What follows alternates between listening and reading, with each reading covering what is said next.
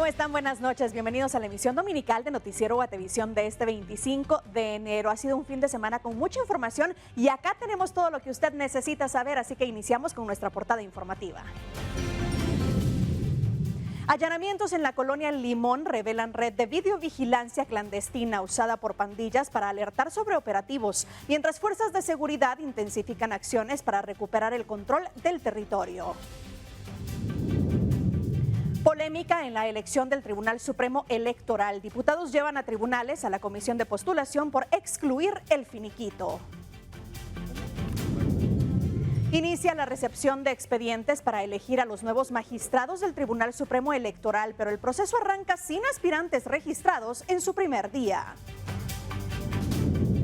Lactancia materna, el vínculo que protege la salud y el desarrollo del bebé desde el nacimiento, pero que aún enfrenta barreras de información, apoyo y acompañamiento para las madres en Guatemala. La muerte a tiros de un enfermero durante un operativo migratorio en Minnesota desata protestas masivas, enfrenta a autoridades estatales con el gobierno de Donald Trump y reaviva la polémica por el uso de la fuerza federal y las redadas contra inmigrantes.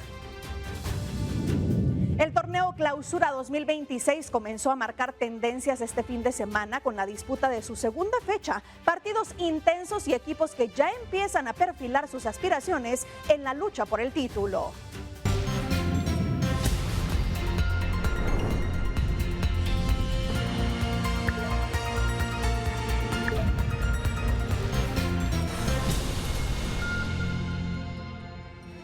Qué gusto poder tener su compañía este domingo y qué bueno que nos ha elegido para informarse. Soy Paula Osaeta y junto a Doris Parada en la interpretación de lengua de señas, como siempre, estamos listas para llevarles a ustedes las noticias que han dado de qué hablar este fin de semana. Así que comenzamos con la información y quiero contarle que en un hecho armado 2 hombres fallecieron y 2 más resultaron heridos de gravedad. El ataque ocurrió este sábado después de las 10 de la noche en la 26 calle y 0 avenida de la zona 3. El informe preliminar proporcionado por los bomberos voluntarios indica que los 4 hombres estaban atados. Los 2 heridos, sin identificar, fueron trasladados en estado grave hacia la emergencia del Hospital San Juan de Dios, mientras que los cuerpos de las personas fallecidas quedaron sobre el asfalto a la espera de que las autoridades iniciaran las investigaciones de rigor. Y 2 hombres fueron atacados a balazos en la colonia El Progreso, Cantón Chiré, en Amatitlán. Uno de ellos quedó fallecido en el lugar, mientras que el otro fue trasladado con heridas de gravedad al Hospital Nacional de la localidad. Según el informe de los bomberos voluntarios, el hecho armado ocurrió la noche de este sábado y solo se logró estimar que los 2 hombres tenían entre 38 y 40 años. Y un inmueble donde funciona un restaurante fue consumido por las llamas durante la madrugada de este domingo en el kilómetro 29 de Santa Elena Varillas. Socorristas voluntarios de varias compañías informaron que solo hubo daños materiales y que apagar el fuego les llevó unas 3 horas. Mientras tanto, bomberos municipales apagaron un incendio forestal ocurrido en la 0 Avenida y 7ª Calle en Residenciales El Cafetal 1 en la zona 4 de Boca del Monte. De acuerdo al informe de los socorristas municipales, las llamas pusieron en riesgo varias viviendas y fue necesario el uso de múltiples herramientas como cuerdas, herramientas manuales y varios tramos de manguera para apagarlas. En ambos siniestros solo se reportaron pérdidas materiales. Y le cuento que un brigadista de la CONRED falleció mientras participaba en las labores de control de un incendio forestal registrado en el caserío Tocchej, en la aldea Palajuchú, en el municipio de San Sebastián, en Huehuetenango. El hecho ocurrió este sábado por la tarde, según confirmaron autoridades de la institución. La víctima fue identificada como Diego Fernando Guzmán Rodríguez, integrante de la Brigada de Respuesta Inmediata, quien perdió la vida tras quedar atrapado entre las llamas durante las acciones de supresión del siniestro que desde hace varios días ha afectado una extensa zona boscosa del lugar. El cuerpo del brigadista fue recuperado por elementos de la Brigada Humanitaria y de Rescate del Ejército de Guatemala, quienes brindaron apoyo tanto en la localización del socorrista como en las labores de contención del incendio forestal.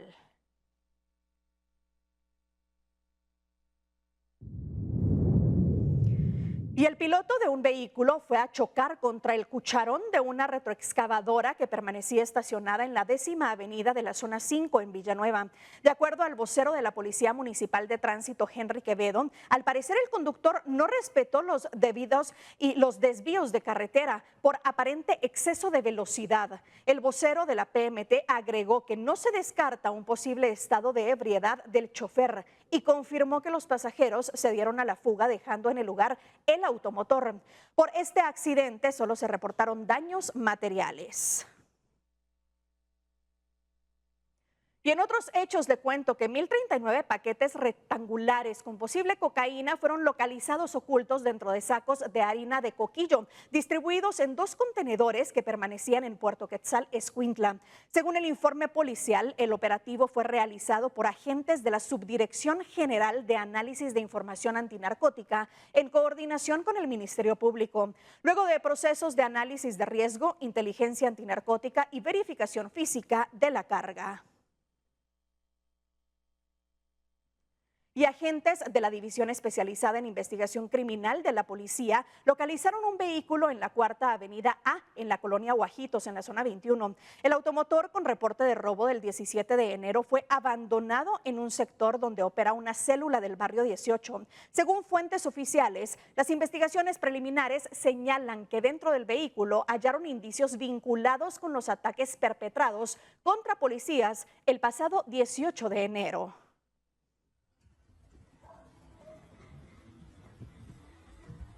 Y mire, las fuerzas de seguridad realizaron varios allanamientos en la colonia El Limón, en la zona 18. Esto como parte de los operativos para debilitar estructuras criminales que operan en el sector. Durante las diligencias, agentes de la Policía Nacional Civil y del Ejército localizaron cámaras de videovigilancia instaladas en postes del tendido eléctrico y en puntos estratégicos de la colonia, las cuales presuntamente eran utilizadas para monitorear el ingreso de patrullas y movimientos de las autoridades. Según información oficial, estos dispositivos forman parte de un sistema de vigilancia clandestino que alertaba a integrantes de las pandillas sobre operativos en la zona. Las cámaras fueron retiradas y serán analizadas como parte de la investigación en curso. Las autoridades indicaron que los operativos continuarán para recuperar el control del territorio y garantizar la seguridad de los vecinos. Y le cuento que agentes de la Comisaría 12, en colaboración con el Ejército de Guatemala, realizaron operativos de seguridad en varios callejones de la colonia Jesús de la Buena Esperanza, en la zona 6. Durante las intervenciones, los oficiales identificaron a varias personas con características sospechosas, presuntamente vinculadas a grupos delictivos. A cada uno de ellos se les solicitó la respectiva solvencia para verificar su situación legal. Los operativos se enmarcan dentro de los esfuerzos del gobierno para fortalecer la seguridad en áreas vulnerables a la violencia y el crimen organizado. A pesar de los registros, hasta el momento no se reportan detenciones. Y desde las primeras horas de este sábado, agentes de la Policía Nacional Civil y efectivos del Ejército de Guatemala intensificaron una amplia serie de allanamientos y patrullajes en el barrio El Gallito, en la zona 3, como parte de las medidas en vigor tras el estado de sitio decretado por el gobierno para enfrentar la violencia criminal. Las fuerzas de seguridad ingresaron a pie por callejones y sectores de difícil acceso, realizando identificaciones, registros de personas y vehículos, con el objetivo de detectar ilícitos y verificar órdenes judiciales pendientes. Durante los operativos se localizaron armas, drogas y dinero en efectivo dentro de un vehículo en desuso, según informó la PNC, que también empleó unidades caninas especializadas para las búsquedas. Las autoridades mantienen la presencia en puntos estratégicos como la Avenida El Cementerio y la 18 Calle, con el objetivo de reducir la incidencia delictiva en la zona y reforzar la seguridad ciudadana. Y en otras noticias, un nicaragüense y un guatemalteco fueron capturados con armas, uniforme de uso exclusivo de la PNC y posibles placas oficiales durante allanamientos en Escuintla. El hallazgo se hizo en una vivienda que estaba en un residencial de Santa Lucía, Cotzumalguapa, como parte de una investigación en curso.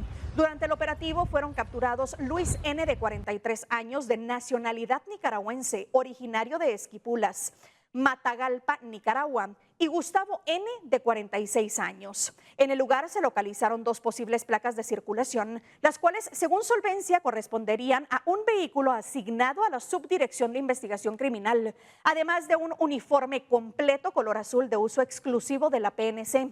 También se decomisó un fusil con el registro borrado, 3 pistolas, 7 cargadores, 125 cartuchos de distintos calibres y 9 teléfonos celulares.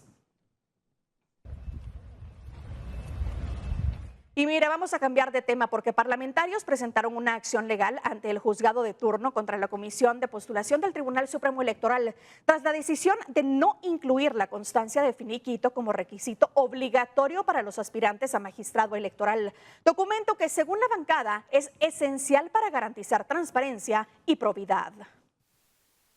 Parlamentarios presentaron una acción de amparo contra la Comisión de Postulación encargada de evaluar a los aspirantes a magistrados del Tribunal Supremo Electoral, al cuestionar que en la convocatoria y en los requisitos aprobados no figure la constancia transitoria de inexistencia de reclamos de cargos, conocida como finiquito, emitida por la Contraloría General de Cuentas. Según los promotores del recurso legal, la omisión del finiquito en los documentos que deben presentar los candidatos, requisito que ha sido tradicionalmente exigido para otros cargos públicos, representa, en palabras de un parlamentario, un retroceso inadmisible en los estándares de transparencia y probidad que deben regir la selección de las autoridades electorales. Nos parece a nosotros que una constancia que extiende la Contraloría General de Cuentas es fundamental para garantizarnos que las personas que lleguen a estos cargos pues tengan las características y la idoneidad correspondiente. Entendemos que hay alguna preocupación porque también el tema de los finiquitos en algún momento ha sido sujeto de algunas presiones políticas para dejar fuera a algunas gentes que se postulan a algunos cargos. La acción de amparo fue planteada con el objetivo de que un juzgado ordene a la Comisión de Postulación reincorporar el finiquito como requisito obligatorio dentro de la convocatoria para quienes aspiren a integrar la nómina de candidatos a magistrados del TSE. La Comisión de Postulación, que definió recientemente los requisitos y el formulario para la recepción de expedientes, decidió no exigir el finiquito. No obstante, sí solicita a los aspirantes constancias de no vinculación política y otros documentos de carácter ético y profesional. Respecto a la exclusión del finiquito, miembros de la comisión han señalado que este documento no es indispensable ni estrictamente necesario para este proceso de selección, ya que su exigencia está regulada en normas reglamentarias y no definida de manera explícita como requisito legal. La constancia transitoria de inexistencia de reclamación de cargos tiene varios problemas. El primero de ellos es que su regulación está en reglamento. No podemos hablar de un requisito legal porque la formulación de cargos está enteramente definida en el reglamento. Entonces, imagínense exigir un requisito cuya existencia y validez depende de un reglamento en violación al artículo 12 de la Constitución es absurdo. Pero sobre todo es más absurdo tomando en cuenta la jurisprudencia de la Corte Interamericana sobre Derechos Humanos, como he dicho que no se puede limitar por sanciones, ni siquiera sanciones, por reparos administrativos, no se puede limitar el derecho a optar a cargos públicos. Los promotores de la acción sostienen que no incluir el finiquito podría permitir a la postulación de aspirantes con posibles responsabilidades administrativas o financieras sin resolver, lo que a su juicio pone en riesgo la credibilidad y la integridad del proceso de selección de magistrados del TSE. La resolución de este amparo es esperada en los próximos días y podría obligar a la comisión a revisar y modificar la convocatoria en curso, ajustando los requisitos formales para incorporar el finiquito como documento obligatorio para quienes deseen optar a una magistratura electoral. Con imágenes de Eric Ávila para Noticiero Guatevisión reportó Oscar Vázquez. Y un abogado presentó una acción de amparo ante la Corte de Constitucionalidad en contra de la Comisión de Postulación para Magistrados del Tribunal Supremo Electoral por la omisión de un punto clave en la tabla de gradación que, según su recurso legal, vulnera el derecho de ser electo. En la víspera del inicio de la recepción de expedientes para aspirantes a magistrados del Tribunal Supremo Electoral, el abogado Eric Castillo presentó una acción de amparo ante la Corte de Constitucionalidad contra la Comisión de Postulación. El profesional argumenta que la comisión omitió un punto de la tabla de gradación, que según su interpretación de la ley, debe incluirse para garantizar una evaluación justa de los aspirantes. A su juicio, esta omisión podría provocar un trato desigual y vulnerar el derecho de participación de quienes buscan optar al cargo. En este caso, la Constitución y la Ley de Comisiones de Postulación, que es clara, que dice que la puntuación del aspecto profesional acá tiene que ser por méritos profesionales y no simple y sencillamente por el tiempo de ejercicio profesional, reitero, porque de entrada la comisión le está quitando 10 puntos a quienes tienen 10 años un día de ejercicio profesional y eso es vulnerar su derecho a ser electo. En el amparo se solicita que la Corte ordene incorporar el criterio omitido conforme al artículo 12 de la Ley de Comisiones de Postulación, para que la nómina final refleje correctamente los méritos de los candidatos. Se le bajaron a los méritos académicos en esta tabla respecto a las pasadas, precisamente por eso.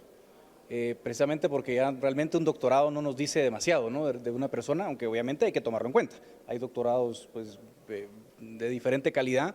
La comisión no tiene las facultades para diferenciar las credenciales de los rankings de las universidades, lamentablemente por el diseño de la ley. Creo que es un problema de la ley, en opinión personal. Por eso se bajó un poco los méritos académicos comparado con las pasadas. La recepción de expedientes comenzó este 25 de enero y se extenderá hasta el 28. Esto en el Salón Mayor de Casa Larrazábal, sede del Congreso. Con imágenes de José Sánchez, para Noticiero Guatevisión reportó Oscar Vázquez. Y mire, este domingo la Comisión de Postulación para Magistrados del Tribunal Supremo Electoral abrió la recepción oficial de expedientes para aspirantes a integrar la máxima autoridad electoral de Guatemala. Pasadas las 6 de la tarde, hora del cierre de recepción, una persona se registró. Este domingo inició la recepción de expedientes para quienes aspiran a ser magistrados del Tribunal Supremo Electoral para el periodo 2026-2032. Un paso clave dentro del calendario legal para renovar a las autoridades que organizarán los comicios del próximo año. La recepción de papelería se habilitó desde las 8 hasta las 18 horas de hoy, en el Salón Mayor de Casa Larrazábal, sede del Congreso de la República en la zona 1 de la ciudad de Guatemala. Aunque la recepción de expedientes estaba programada para concluir a las 18 horas, fue después del cierre oficial cuando la abogada Ingrid Litzet Soto se presentó en el lugar para entregar su documentación. Su expediente fue el único recibido durante esta primera jornada.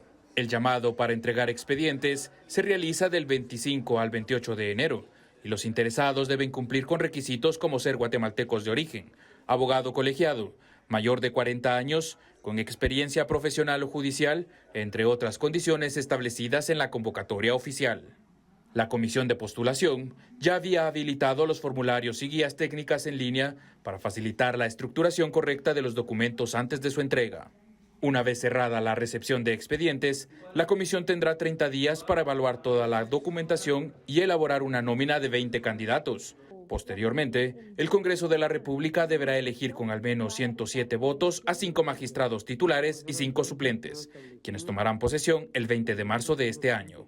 La jornada de hoy marca el arranque formal de un procedimiento que será observado de cerca tanto por actores políticos como por la ciudadanía, debido a la importancia institucional del TSE para garantizar la transparencia de las elecciones generales del 2026. Con imágenes de Moisés Sheck, para Noticiero Guatevisión reportó Oscar Vázquez. Gracias por continuar con nosotros. Mire, ponga mucha atención porque a partir de mañana se prevé el ingreso de un frente frío. Sus efectos se harán sentir con bajas temperaturas, lluvias y aumento del viento, de acuerdo al INSIBUME. En esta última semana de enero, los cambios en el clima serán notorios. Desde el lunes 26 se esperan bajas temperaturas, aumento del viento y lluvias a causa del 10º frente frío de la temporada. Se espera en la región de Occidente y las partes altas del centro un descenso de temperatura significativa, el cual podría llegar hasta los 0 grados en las partes más altas del país. También se prevén lluvias derivadas de este fenómeno climático. Las regiones afectadas durante los primeros 3 días de la semana fueron explicadas con mapas referenciales. En las regiones del norte, franja transversal del norte, Caribe y parte de Oriente. Hacia el día martes podemos ver en este mapa de pronóstico de lluvia que aún se seguirán presentando algunas lluvias en las regiones del norte, los nublados de parciales a totales en las regiones del norte al centro del país, con énfasis en el Caribe, que podría las lluvias perdurar hacia el día miércoles. El frente frío incrementará la velocidad del viento, que podría alcanzar los 40 a 50 kilómetros por hora. Los colores que vemos acá en la barra podría llegar, como lo vimos acá, hasta 50 kilómetros por hora, que es lo verde en estas regiones. que observa. Principalmente el viento acelerado se presenta en lo que es la meseta central, la parte de oriente y algunas regiones de occidente. Estas son algunas de las recomendaciones para prevenir cualquier incidente por el paso de este evento atmosférico. Se recomienda precaución ante las lluvias que se podrían presentar principalmente en el departamento de Izabal, donde se ha registrado también algunas inundaciones. En cuanto a la velocidad del viento, tener precaución, ya que podría presentarse algunas caídas de rama de árboles, así como vallas publicitarias. En cuanto a la temperatura, abrigarse debidamente, principalmente en lo que es la región de Occidente y en la meseta central. Reportó para Noticiero Guatevisión José Sánchez y Lot Álvarez. Y mire, este domingo la Miss Universo Fátima Bosch recorrió las calles empedradas de Antigua Guatemala y visitó el emblemático Arco de Santa Catalina. Este es el último día que estará en nuestro país luego de una gira en donde visitó varios lugares e instituciones. El recorrido al Arco de Santa Catalina se constituyó en uno de los últimos lugares emblemáticos de Guatemala que visitó la Miss Universo Fátima Bosch como parte de su tour global que comenzó por Guatemala el miércoles 21 de enero y que seguirá en República Dominicana el lunes 26. La reina de belleza llegó al Arco de Santa Catalina vestida con indumentaria típica del municipio de Todos Santos, Cuchumatán, Huehuetenango. De acuerdo con sus representantes de prensa, el uso de los trajes de distintos municipios lo hace para generar contenido turístico y realzar los lugares emblemáticos de Guatemala, así como para dar visibilidad a los lugares e instituciones que ha visitado desde su llegada al país, como la Villa de las Niñas en la zona 13. Les juro que nadie necesita una corona porque el día que ustedes ya nacieron, Dios ya les puso una. ¿Y saben por qué? Porque cuando ustedes crean en su luz y en lo que son, va a salir la princesa que tienen dentro. Uno de los momentos más emotivos de su gira ocurrió en la Fundación Margarita Tejada, donde compartió con niños que tienen síndrome Down. Allí, la Miss Universo se descalzó para correr y jugar con ellos, dejando una imagen que conmovió a miles. Voy a jugar con ustedes una ronda.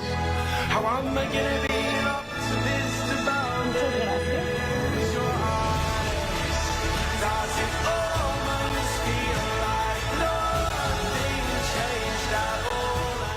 Chicacao, Suchitepeques, fue otro lugar visitado por la reina de belleza mundial.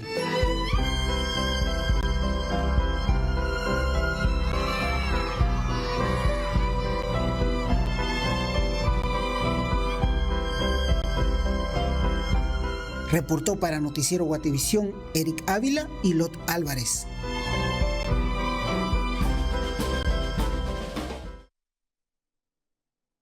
Una linda visita sin duda. Y miren, otros temas. Esta semana el Congreso ratificó el estado de sitio con cambios al decreto con una vigencia de 30 días. Además, imágenes tomadas por Guatevisión y Prensa Libre evidencian que aún no hay control en la cárcel Renovación 1 y el proceso de elección de magistrados del TSE avanza sin entrevistas y bajo dudas de transparencia. Esto y más lo revisamos en la semana en detalle.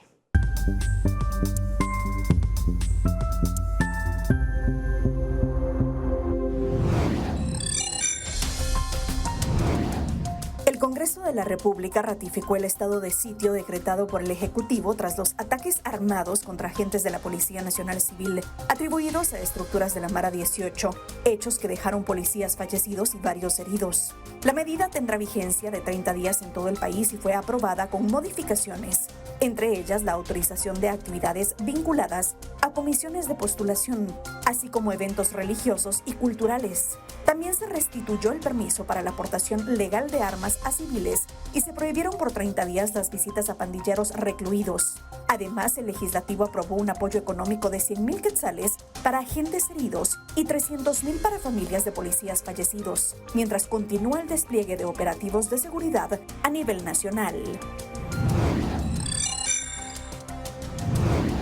Tras los ataques armados que dejaron 10 agentes de la Policía Nacional Civil fallecidos, se generó un cruce de declaraciones entre el presidente de la República y el Ministerio Público por el proceso penal contra los presuntos responsables. El mandatario cuestionó públicamente la actuación de la Fiscalía al señalar que no se habría solicitado el procesamiento por delitos graves vinculados a los ataques, lo que calificó como una ofensa para las víctimas y sus familias. En respuesta, el Ministerio Público defendió su actuación, aseguró que actúa con con autonomía y criterio técnico y afirmó que ya se logró ligar a proceso a uno de los indicados, mientras las investigaciones continúan abiertas y las imputaciones podrían ampliarse conforme avance la recolección de evidencia.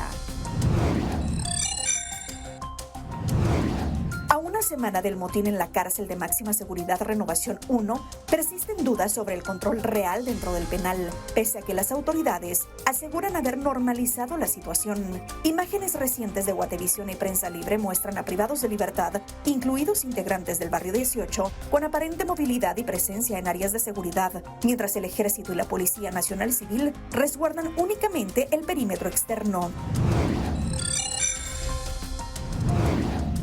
La Comisión de Postulación del Tribunal Supremo Electoral inició formalmente el proceso para seleccionar a los magistrados del periodo 2026-2032 con la aprobación de su cronograma de trabajo, el cual establece las fechas clave, pero deja fuera las entrevistas a los aspirantes. El proceso se enfocará en la recepción, revisión y calificación de expedientes y prevé que la nómina final de 20 candidatos sea enviada al Congreso en febrero. Durante la sesión, el rector de la Universidad de San Carlos, Walter Mazariegos, rechazó señalamientos de fraude en su elección y su inclusión en la lista Engel. Aseguró que su designación fue legítima y no descartó una eventual reelección, mientras avanza el proceso de elección de rector programado para abril. El rector de la Universidad Panamericana, Maynor Herrera, descartó renunciar a su cargo como comisionado titular de la Comisión de Postulación del Tribunal Supremo Electoral, pese a los señalamientos sobre posibles impedimentos legales. El Foro de Rectores de Universidades Privadas fue convocado de forma extraordinaria para abordar las dudas sobre su nombramiento, pero la reunión fue suspendida por falta de quórum, debido a la ausencia de varios rectores que respaldan su elección. Herrera aseguró que no incurre en prohibiciones legales, aunque enfrenta una acción de amparo relacionada con su vinculación como ministro de culto y su participación remunerada en el Consejo Consultivo del RENAP. Mientras la justicia solicita documentación sobre su nombramiento, la Comisión de Postulación del TSE ya inició sus sesiones y continúa con el proceso de preselección de candidatos.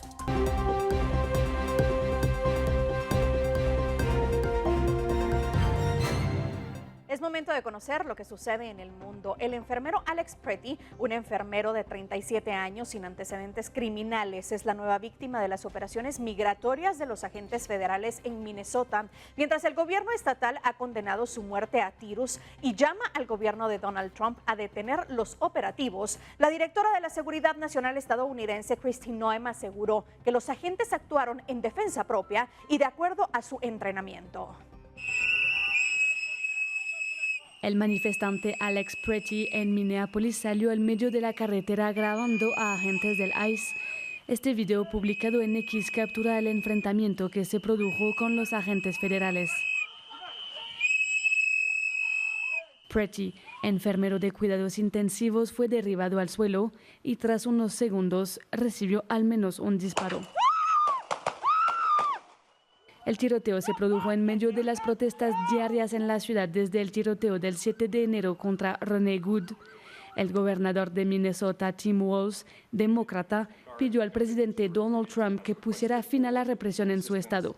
El sistema judicial de Minnesota tendrá la última palabra en este asunto. Debe tenerla. Como le he dicho claramente a la Casa Blanca esta mañana, no se puede confiar en el gobierno federal para dirigir esta investigación. El Estado se encargará de ella. El Departamento de Seguridad Nacional afirmó que el agente de la patrulla fronteriza disparó en defensa propia. Esta persona se presentó para impedir una operación policial y agredió a nuestros agentes. Estos respondieron de acuerdo con su entrenamiento y tomaron medidas para defender la vida de los agentes y de las personas que se encontraban a su alrededor. El New York Times analizó los videos y asegura que contradicen la versión federal del tiroteo. Muestran que el hombre sostenía un teléfono y no un arma. Con la tensión en aumento en Minneapolis, el presidente de Estados Unidos declaró en su plataforma Truth Social: el alcalde y el gobernador están incitando a la insurrección con su retórica pomposa, peligrosa y arrogante. La Guardia Nacional de Minnesota ha sido activada y está asistiendo a la policía local en medio de las crecientes protestas.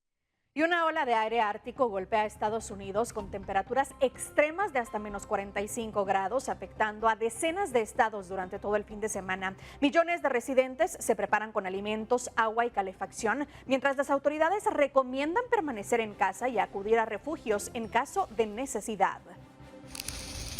Una gran tormenta invernal azota a Estados Unidos. En total, 20 estados, así como la capital estadounidense Washington, han declarado el estado de emergencia. La tormenta avanzaba desde el sur y centro hacia el noreste del país con temperaturas gélidas que paralizaron el transporte y provocaron un frenesí de abastecimiento. El sitio de monitoreo poweroutage.com mostraba más de 700,000 clientes sin electricidad el domingo por la mañana, principalmente en el sur del país, donde la tormenta comenzó el sábado. Las autoridades desde Texas hasta Carolina del Norte y Nueva York instaron a los residentes a quedarse en casa debido a las condiciones peligrosas. Se reportaron nevadas en todo el centro de Estados Unidos, incluidos Kansas, Oklahoma y Missouri, donde algunos lugares ya registraban 20 centímetros de nieve acumulada la noche del sábado, indicó el Servicio Meteorológico Nacional. Varios aeropuertos en Washington, Filadelfia y Nueva York tenían casi todos los vuelos del día cancelados. Según el sitio especializado FlightAware, más de 14,000 vuelos con destino y origen en Estados Unidos fueron cancelados durante el fin de semana y miles más sufrieron retrasos. La tormenta, calificada de inusualmente extensa y de larga duración por el Servicio Meteorológico Nacional, es causada por la llegada de una masa de aire ártico procedente de Canadá.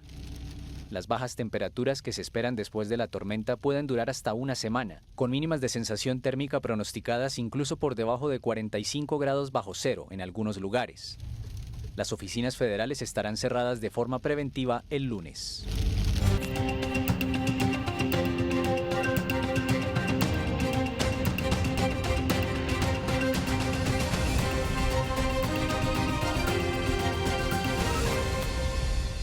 La lactancia materna es mucho más que alimento, es un acto de salud, protección y vínculo que acompaña al bebé desde el nacimiento y evoluciona con su crecimiento. En Guatemala, especialistas destacan sus beneficios, los desafíos para las madres y la importancia del apoyo y la información para promover esta práctica esencial.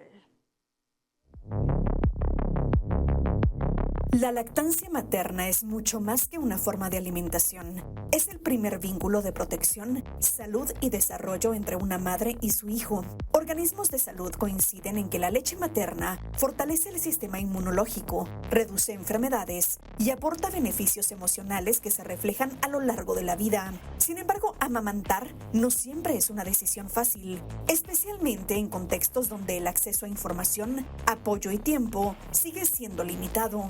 Durante varias décadas las madres creyeron los mensajes que daba la industria diciendo que esa leche que se vendía era mejor que la propia leche que produce la madre. Sin embargo, gracias a Dios, la información va llegando a las madres y ahora las madres están embarazadas y muy pronto empiezan a preguntar cómo es lo de la lactancia materna. Liga de la Leche tiene ya más de 65 años de existir. En Guatemala estamos cumpliendo este año 50 años y hemos estado haciendo un trabajo de hormiguita, pasando la información de una madre a otra madre. Nuestra metodología se llama apoyo madre a madre. Con el paso de los años, la lactancia materna ha experimentado una transformación importante. Lo que antes se consideraba un acto privado, hoy se reconoce como un derecho y una práctica de salud pública que requiere respaldo institucional, social y laboral. Campañas de concientización, avances médicos y cambios culturales han impulsado su promoción. Aunque en Guatemala persisten desafíos como la entrega de la información, y es que se busca que sea más acelerado el proceso, que se conozca la importancia de la lactancia materna para que no exista ninguna madre que se pierda de los beneficios de amamantar al bebé. La Liga de la Leche Guatemala tiene como objetivo que las normas internacionales se cumplan en el país. Para eso, los hospitales y su personal deben conocer la normativa y valorar la lactancia materna. El primer paso es que cuando el bebé nace, sea colocado piel a piel sobre su mamá, lo que se conoce como apego inmediato. Si el bebé está sobre el cuerpo de la madre, está guardando su temperatura y muy pronto empieza a olfatear, que así como sus manos huelen a líquido amniótico, resulta que los pechos de su mamá tienen el mismo olor y que su maquinita interior llamada cabecita, le dice, muévete hacia donde está el pecho de tu madre. Entonces el bebé es deseable que durante la primera hora de vida no se aleje del cuerpo de mamá y permanezca cerquita para poder beneficiarse de las primeras gotas de calostro. Para que la leche materna comience a producirse, el cuerpo de la mujer necesita complementar un proceso natural, la salida de la placenta tras el parto. Este desprendimiento provoca un cambio hormonal clave que activa la producción de leche en las glándulas mamarias. Dado que ninguna mujer permanece con la placenta dentro del cuerpo después de dar a luz, este mecanismo biológico ocurre en todas las madres, lo que explica que desde el punto de vista fisiológico, todas tienen la capacidad de amamantar, incluso si fueron sometidas a una cesárea. El cuerpo va a reaccionar igual siempre y cuando no se lleven al bebé. Si se llevan al bebé lejos y está lejos del cuerpo de mamá y está tomando biberón 4, 6, 8 horas, por supuesto el cuerpo no va a funcionar igual, porque el cuerpo necesita sentir al bebé cerca y que haya estímulo en un pecho, en el otro pecho, en el otro pecho, y que de esa manera tanto se estimulen los pechos de mamá que venga la producción de leche. Al principio solo calostro, que es la primera leche que producen todas las madres, y hay calostro durante 3, 4, 5 días, y sabes, está relacionado con la posibilidad de que el cuerpo sabe que nació un bebé de bajo peso. Hay calostro durante más días. El bebé nació de buen peso. Ok, calostro solo 3 días. Después del calostro ya viene la leche madura y mamá va a tener lechita siempre y cuando tenga estímulo. A partir de los 6 meses de vida, el bebé necesita iniciar la alimentación complementaria, ya que la leche materna, aunque sigue siendo fundamental, ya no cubre por sí sola todos los requerimientos nutricionales para su crecimiento y desarrollo. Esta alimentación puede darse por 2 años. La base de Liga de la Leche dice una alimentación lo más cercano a su estado natural. Eso quiere decir que no vamos a procesar la comida, a cocinarla mucho, sino que lo más cercano a su estado natural es mejor para el bebé, ya que asimila todos los nutrientes en mejor manera. Con la llegada de la alimentación complementaria, el proceso de lactancia entra en una etapa de transición en la que el propio bebé marca el ritmo y de manera natural decide cuándo dejar de ser amamantado. En ese contexto, la promoción y defensa de la lactancia materna cobra especial relevancia y este año la Liga de la Leche en Guatemala conmemorará 50 años de trabajo acompañando a madres y familias. Una celebración que estará marcada por una actividad especial el viernes 27 de febrero en el Museo Nacional de Historia, dedicada a resaltar la importancia de amamantar con información, apoyo y libertad de decisión.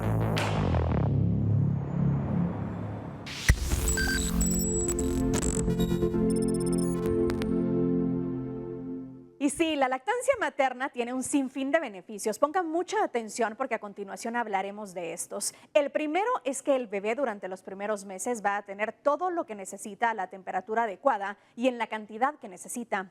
El bebé va a padecer menos de caries, 14 veces menos episodios de diarrea, infecciones de oído e infecciones respiratorias. Además hay un ahorro en el alimento, pero también hay ahorro en médicos y medicinas. Asimismo, cuando el bebé está de manera frecuente en los brazos de su mamá, se forma un vínculo estrecho entre ambos. Y al tener ese vínculo más cercano, será más fácil criar al bebé. Así que tómelo en cuenta. Y ahora es momento de viajar por el mundo y conocer esos hechos que dieron de qué hablar durante la semana, convirtiéndose en noticias. Esto es Mundo Insólito. Una tragedia conmocionada. 10 personas muertas y 40 highway y terminó volcado entre los árboles. Una bebé recién nacida fue rescatada con vida tras ser encontrada dentro del depósito de un inodoro en un edificio de oficinas en Bangkok, Tailandia. Un caso que ha sido calificado como milagroso. El hallazgo ocurrió cuando una trabajadora de limpieza escuchó el llanto en el 3er piso del inmueble. La bebé, que tenía menos de un día de nacida, fue trasladada de inmediato a un hospital, donde los médicos confirmaron que pese a presentar hipotermia y deshidratación, se encontraba estable. Las autoridades investigan el abandono mientras la menor permanece bajo protección infantil. 2 jóvenes resultaron heridos en Brasil luego de provocar la explosión de un barril con contenido desconocido, en un hecho tan imprudente como impactante que quedó grabado por cámaras de seguridad y se ha viralizado en redes sociales. Las imágenes muestran cómo uno de ellos perfora el recipiente mientras el otro acerca un encendedor, lo que desata una violenta explosión que los lanza por los aires. Ambos fueron trasladados a un centro asistencial mientras las autoridades investigan qué sustancia había en el barril y los riesgos que pudo representar.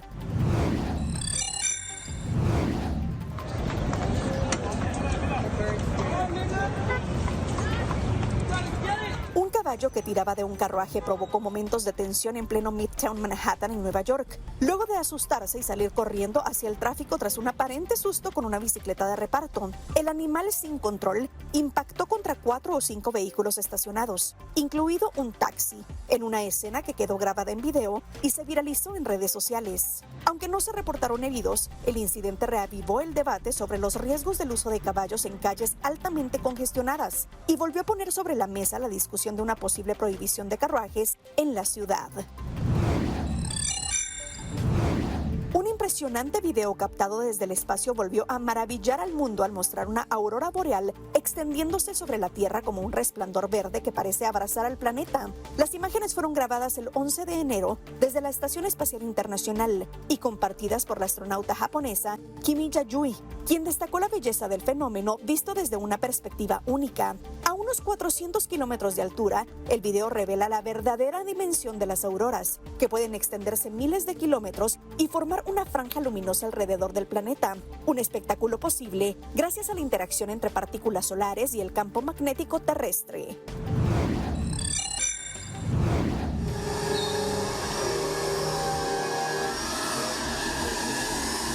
Una impactante puesta en escena sorprendió a los habitantes de Berlín cuando figuras gigantes similares a dementores surcaron los cielos como parte de un espectáculo visual para anunciar el lanzamiento de HBO Max en Alemania, Austria, Suiza, Luxemburgo y Liechtenstein.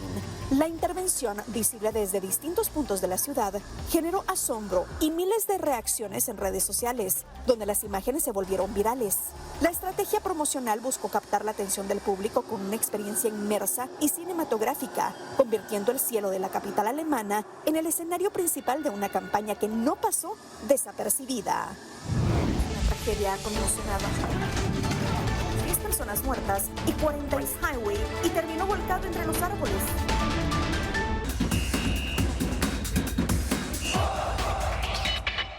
Ya estamos de regreso para contarle que este domingo fue celebrada la edición 88 de la Media Maratón Max Todt, a donde acudieron atletas élite, corredores amateurs y entusiastas del running. El recorrido de 21 kilómetros inició en el Cerrito del Carmen y finalizó en el Campo de Marte.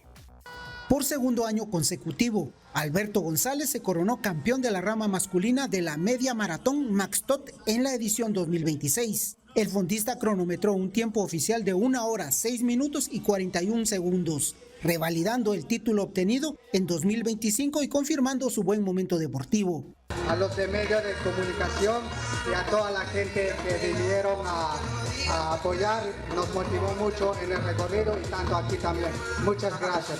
En la rama femenina, Viviana Aroche volvió a imponerse al quedarse con el primer lugar de la edición 88 de la competencia, tras detener el cronómetro en 1 hora, 16 minutos y 57 segundos, repitiendo la victoria conseguida el año anterior. Nos había ido ya, alcanzar aquí en el último kilómetro casi. Verdaderamente agradecida con Dios porque me da la tercera victoria consecutiva en esta carrera. El recorrido de la tradicional prueba inició en la avenida Juan Chapín, rodeó el Cerrito del Carmen y continuó por el Boulevard Jardines de la Asunción, Vista Hermosa 3 y Cayalá, para finalizar en el Campo Marte. Con más de 80 años de historia, la Media Maratón Max Todt, conocida como la Carrera de los Barrios, se corre cada último domingo de enero y es considerada una de las competencias atléticas más importantes de Guatemala, reuniendo a corredores nacionales e internacionales. Reportó para Noticiero Guatevisión Moisés Sheck y Lot Álvarez. Y en información de fútbol, la jornada 2 de la Liga Nacional encendió el campeonato con goles, sorpresas y partidos de alto voltaje. Así se movió la fecha y así se vivió cada resultado. Nuestro compañero Kevin Gordillo nos tiene el resumen completo de esta segunda jornada. La jornada 2 de la Liga Nacional tuvo como plato fuerte el enfrentamiento entre Comunicaciones y Cobán Imperial, un duelo de peso que no decepcionó. En el estadio Cementos Progreso, Cobán Imperial dio el golpe y se impuso 3-2 ante Comunicaciones. En un partido intenso, con ritmo alto y emociones constantes, los príncipes azules fueron contundentes en ataque y supieron aprovechar sus oportunidades, mientras que los cremas intentaron reaccionar, pero no les alcanzó para evitar la derrota en su casa. Un resultado que sacude el arranque del torneo y confirma que Cobán llega con argumentos para competir arriba. En otros resultados, Aurora y Municipal empataron 2-2 en un encuentro dinámico, con llegadas de ambas áreas y un punto que deja sensaciones encontradas para ambos equipos. Por su parte, Marquense consiguió una victoria importante, venciendo 1-0 a Chuapa, en un partido cerrado, donde la efectividad marcó la diferencia. Guastatoya y Mictlán no se hicieron daño e igualaron sin goles, en un partido cerrado y muy disputado en el mediocampo. Misco se impuso por la mínima ante Malagateco con un gol que marcó la diferencia en un duelo parejo. Así se completó la jornada 2 de la Liga Nacional, con duelos intensos, resultados que empiezan a marcar el ritmo del torneo y equipos que ya dejan ver sus aspiraciones desde el arranque del campeonato. Con imágenes de Eric Ávila, informó para Noticiero Guatevisión Kevin Gordillo. Finalizamos estos 60 minutos de información. Gracias por su sintonía. Les recuerdo que hay más noticias en nuestras emisiones de la 1 de la tarde con Elsa Mariana García y a las 9 de la noche con María Luisa Gómez. Nosotros lo esperamos el próximo domingo con más noticias. Le deseo una excelente semana. Buenas noches.